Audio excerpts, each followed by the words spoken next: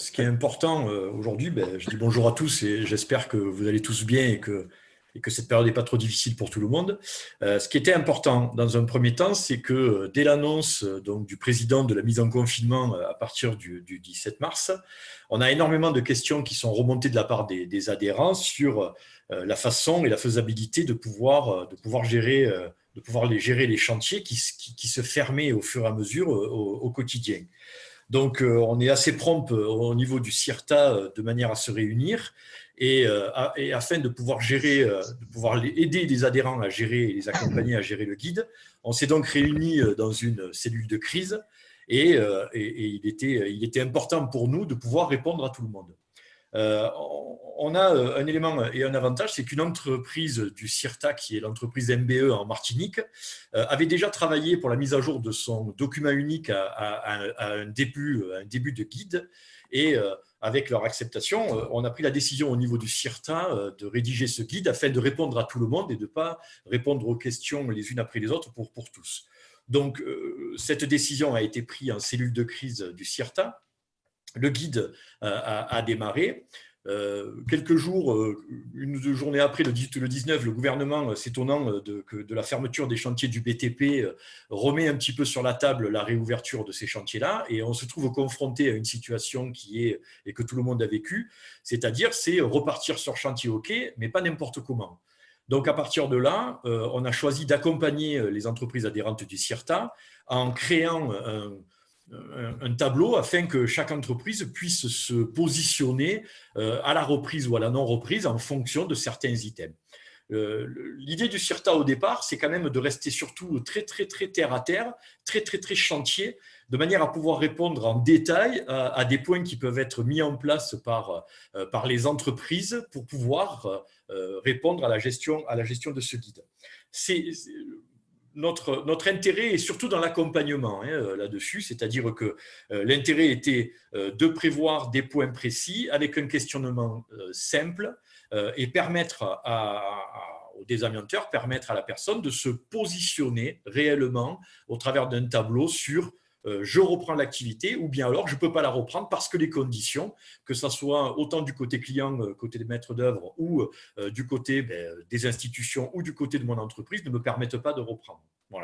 Voilà réellement ce qui a été la première pensée. Au niveau du CIRTA, ce qui était important pour nous, c'est de ne pas laisser de côté nos adhérents et surtout de ne pas laisser au travers d'un risque qui est difficile à maîtriser parce que c'est pas on est habitué au confinement, on est habitué à travailler sur de la matière dangereuse, mais là c'est un risque qui est beaucoup plus bactériologique, donc qui est beaucoup plus sournois et c'était pas évident à ce niveau-là. On a eu pas mal de questions de la part des adhérents, notamment des questions qui portaient sur le confinement dynamique, notamment le maintien de ce confinement pendant la période justement d'arrêt. C'était pas évident pour les adhérents d'arriver à comprendre quelle façon ils allaient pouvoir intervenir s'il y avait des problématiques dans le confinement dynamique, comment faire aujourd'hui pour pouvoir maintenir une activité, mais tout en prenant en compte le guide, tout en prenant en compte le Covid, c'était délicat. Et devant la multitude de questions, effectivement, on est allé vers le guide et vers un tableau détaillé. Donc, je pense que je vais laisser Thomas pour la présentation beaucoup plus en détail de la part et du tableau. Oui, donc Thomas, on va rentrer dans le détail du contenu du guide.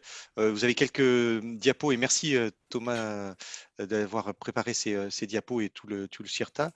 On vous laisse le dérouler avec nous. Ok, merci. Oui, donc, donc le guide, donc, on en a fait deux versions parce qu'il y a eu une première version voilà, dans le feu de l'action. Ensuite, on l'a diffusé à nos membres conjointement à cette première diffusion. L'OPBTP a republié son guide, donc on a pu aussi analyser le guide de l'OPBTP et intégrer ainsi certaines préconisations qui figuraient dans le guide. Donc le guide, donc là vous voyez à l'écran la page principale, il est composé de deux parties, une partie on va dire textuelle, documentaire, descriptive et un tableau d'aide à la décision que je vais vous présenter dans le détail. Voilà. Donc bon, voilà le sommaire grosso modo le sommaire du guide avec donc deux points principaux. Donc, je passe la partie descriptive du Covid et le rappel sur l'analyse des risques, que tout à chacun doit mener sur les opérations, mais avec deux piliers centraux, la démarche de redémarrage par le tableau que je vais vous montrer par la suite, et ensuite un volet terrain aussi sur des dernières précautions à prendre avant de renvoyer les équipes sur le chantier. Donc le guide, en fait, il est sous la forme d'un tableau Excel parce que c'est un document bien sûr interactif dont vous voyez la première page, qui est constitué d'un certain nombre d'items en fait qui reprend tout le déroulement du chantier. Ce tableau ne se concentre pas uniquement sur la partie opérationnelle du chantier, mais bien sûr, le premier item qu'on voit à l'écran, c'est pour pouvoir redémarrer le chantier, il faut que tous les intervenants du chantier soient OK. Et donc, vous voyez, la première question, c'est prendre prise de contact avec le maître d'ouvrage pour savoir si effectivement il est bien dans une démarche de reprise du chantier, parce que si le maître d'ouvrage ne veut pas, pour ses propres raisons, reprendre le chantier, il est inutile de se lancer dans une démarche plus fouillée. Donc voilà, il y a un certain nombre d'items qui sont passés en revue et l'entreprise regarde si, au regard de chaque situation exposée, les moyens de prévention ou les mesures de prévention peuvent être mises en œuvre et donc autoriser un redémarrage du chantier avec une maîtrise du risque Covid. Donc, les items qui sont abordés dans ce tableau, voilà, donc vérification préalable obligatoire, c'est-à-dire que tous les acteurs du chantier soient OK pour redémarrer le chantier.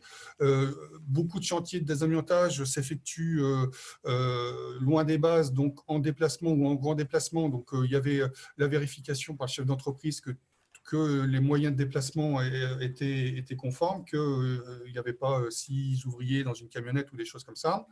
Contrôle disponibilité des intervenants extérieurs, évidemment, parce que si l'entreprise de désamiantage n'a pas son laboratoire de disponible pour effectuer les mesures d'air de contrôle tout au long de l'opération, l'opération ne peut pas redémarrer. Et ensuite, un gros volet vraiment organisationnel sur le chantier en lui-même, qui va de l'hébergement, parce que beaucoup de chantiers en grand déplacement, donc il faut que le personnel puisse à la fois trouver un lieu où dormir et des lieux de restauration, de l'accueil du salarié sur le chantier, en passant jusqu'à la logistique, en passant par l'examen des tâches hors risque amiante, la mise en place des pots de protection, du confinement, les tâches en zone de retrait, même si celles-ci, avec les protections respiratoires, un gros du prévention du risque Covid est réalisé, mais ce point est abordé. La décontamination, bien sûr, je dirais un peu le cœur du métier de désamianteur. La coactivité avec les autres intervenants du chantier, parce que même si sur la zone de travail du désamianteur, il n'y a que l'entreprise de désamiantage, le chantier, par ailleurs, peut être dans d'autres phases et avec la présence d'autres entreprises. Donc, s'assurer aussi que la gestion du risque Covid sera bien prise en compte au quotidien dans les déplacements, notamment sur le chantier. Et autre situation, on aborde rapidement quand même la visite de l'encadrement technique sur le chantier, qui lui aussi doit se faire avec un certain nombre de précautions vis-à-vis du risque Covid. Donc, pour chaque situation identifiée dans le tableau, on a étudié quelles mesures, quels moyens l'entreprise doit mettre en œuvre pour maîtriser le risque Covid. Donc, comment on a déterminé ces moyens ? Bien sûr, il y avait d'abord les prescriptions gouvernementales. Je veux dire, on était dans une sorte d'entonnoir, les gestes barrières qui nous sont rappelés encore quotidiennement aujourd'hui. Le guide au PBTP qui apporte un certain nombre de réponses, notamment sur tout ce qui est les moyens généraux du chantier. Et ensuite, parce que je dirais ce guide-là a été réalisé fin mars, début avril, des retours d'expérience des membres du CIRTA qui avaient quand même pu reprendre une certaine activité au cours du mois de mars. Donc, qui avaient réfléchi dans leur coin, au sein de leur société, sur comment mon client me demande absolument de redémarrer des chantiers, comment je peux gérer le risque Covid. Donc, ils nous ont partagé leur expérience, les premières mesures qu'ils avaient mises en place, que ce soit aussi bien au niveau des déplacements des salariés que l'organisation des espaces de vie sur le chantier. Donc là, voilà un exemple dans le détail d'items abordés. Donc là, je vous ai mis à l'écran, j'irai un peu le cœur du métier, tout ce qui concerne la décontamination des travailleurs. Donc pour chaque situation, donc utilisation des salles de décontamination, on a identifié des moyens à mettre en œuvre pour pouvoir gérer ce risque. Donc, sur l'utilisation des SAS, on préconise donc de s'assurer à ce qu'il y ait au minimum un compartiment d'écart de vide entre deux opérateurs lors de la sortie des opérateurs de zone, avec des mesures complémentaires qui sont décrites ici, de désinfection des SAS, des compartiments et des SAS au cours d'évacuation et au cours de la journée.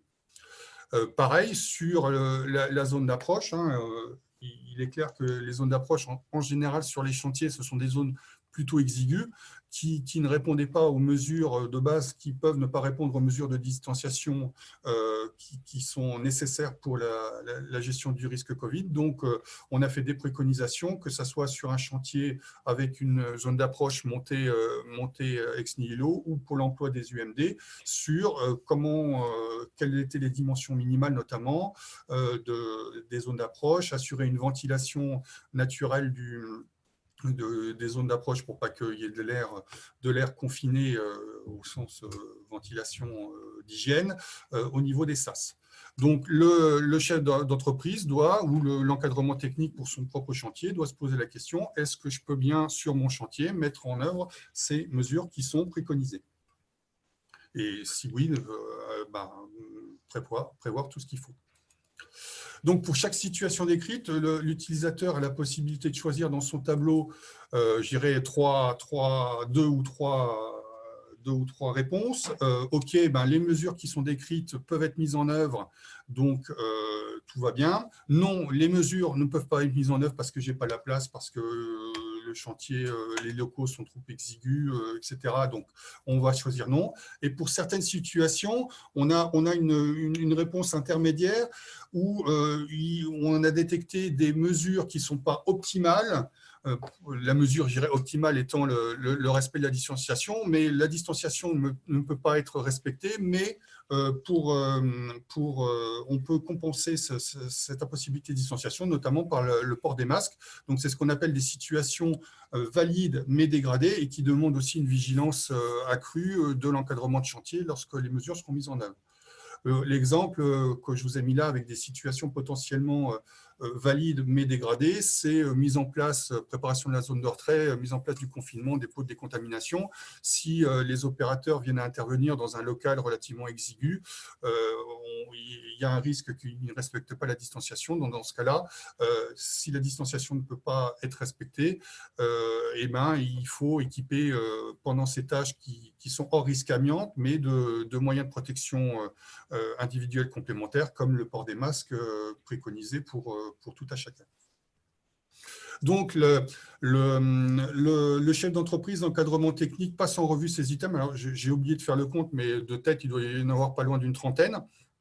Et pour chaque item, dit oui, OK, non, OK. Et sur la droite du tableau, il y a des voyants, je dirais des sortes de voyants qui passent du rouge à l'orange ou au vert. Et si tout est orange ou vert, le chef d'entreprise, l'encadrement technique peut considérer que son chantier peut reprendre. Alors, à la suite de ça, voilà, il nous semblait important d'indiquer un dernier point de vigilance, c'est que quand les mesures de confinement ont été mises en place, certains chantiers de désamiantage étaient en phase de retrait, donc avec l'émissivité d'amiante dans l'air dans la zone de retrait, et il a fallu rapidement rapatrier les équipes suivant les préconisations. Donc, le CIRTA avait, dès le lendemain ou le surlendemain de l'annonce du président, diffusé une petite note de préconisation comment arrêter un chantier là, un peu abruptement. Donc, certains membres ont pu le faire, mais il se pouvait que certains chantiers n'avaient vraiment pas pu être arrêtés dans des bonnes conditions. Donc, il nous paraissait important de remettre le doigt sur le fait que, avant de renvoyer, je dirais, le gros de la troupe sur le chantier, si par ailleurs tous les paramètres étaient ouverts, que l'entreprise envoie une petite équipe en éclaireur pour s'assurer que le chantier qui était en cours de retrait n'avait pas été potentiellement dégradé, soit par la malveillance ou soit, je dirais, naturellement, parce que de temps en temps, on sait bien qu'il peut y avoir des calfeutrements qui cèdent et tout, et de façon à s'assurer qu'il n'y avait pas une pollution qui aurait pu s'exporter en dehors de la zone de retrait et contaminer les premiers opérateurs qui intervenaient. Donc, le guide se termine par deux pages de préconisation, d'analyse des risques spécifiques à effectuer si, par ailleurs, le chantier pourrait redémarrer, mais pour s'assurer qu'il n'y aura pas de contamination sur le chantier à l'arrivée du personnel. Oui.